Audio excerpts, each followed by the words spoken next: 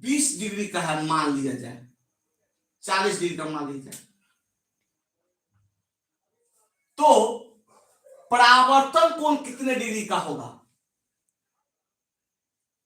प्रश्न सवाल सुनेगा, अगर यह कोण 40 डिग्री का है तो परावर्तन कोण कितने डिग्री का होगा? कमेंट का इंतजार है। 90 डिग्री गलत है, 40 डिग्री गलत है, 160 डिग्री गलत है। मिट्टू आपका आंसर गलती है।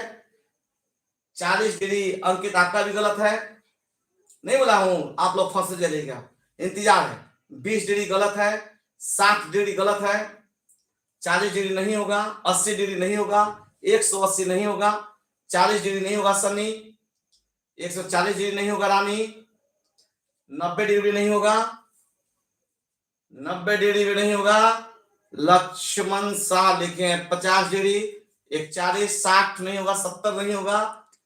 और शांतनु कुमार लिखे 50 डिग्री, 360 डिग्री नहीं होगा, 40 डिग्री, 120 नहीं होगा, 90 नहीं होगा, 35 नहीं होगा, 180 नहीं होगा, 60 नहीं होगा, 360 नहीं होगा।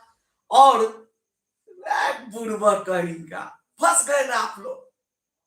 पूरे कमेंट्स में मात्र 3-4 स्टूडेंट का कमेंट्स का आंसर सही है। सनी आपका भी गलत था। 175 है, बेहुदाई कहां से लाया 175? हे बाप रे बाप, जाओ। गुलशन 320 डिग्री कहां से लेकर बाबू हमार? 20 डिग्री बाप, 300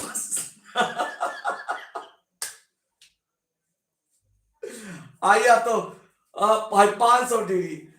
बहुत मार मारेगा अनुराग तुमको, बहुत मार मारेगा, साथ चुड़की पकड़ कर नचाने लगेंगे। यही पढ़ाई कर रहा है बेहुदा। हाँ 5 लाख लिख दो लोगी, 5,000। आइए देखिए, 2-4-5 स्टूडेंट ने सही जवाब दिया है। देख बेटा समझ, जब भी यह अभिलंब पड़ता है ना, ध्यान से समझ। अब मैं कमेंट नहीं देख रहा हूं, मैं पढ़ा रहा हूं। जब भी यह अभिलंब पड़ता है ना, तो जब भी जहां अभिलंब पड़े तो यह जो कोण होता है वह 90 डिग्री का हो। कितना बेटा? 90। और 90 डिग्री में अगर यह 40 है तो ये कितना होगा? 50 डिग्री। क्लियर? तो जब, क्योंकि आपतन कोण और परावर्तन कोण आपस में बराबर होते हैं, तो जब ये 50 है तो ये भी कितना होगा? 50 डिग्री। इसलिए जितने लोग 50 डिग्री बताए हैं उनका राइट आंसर होगा। जब भी लंब पड़ता है, बात ध्यान समझिएगा, तो यहां से यहां तक के कोण को टोटल 90 डिग्री होता है, राइट। और हमने एक कोण को कितना बता दिया था? 40। माइनस कर देंगे, कितना बचा? 50।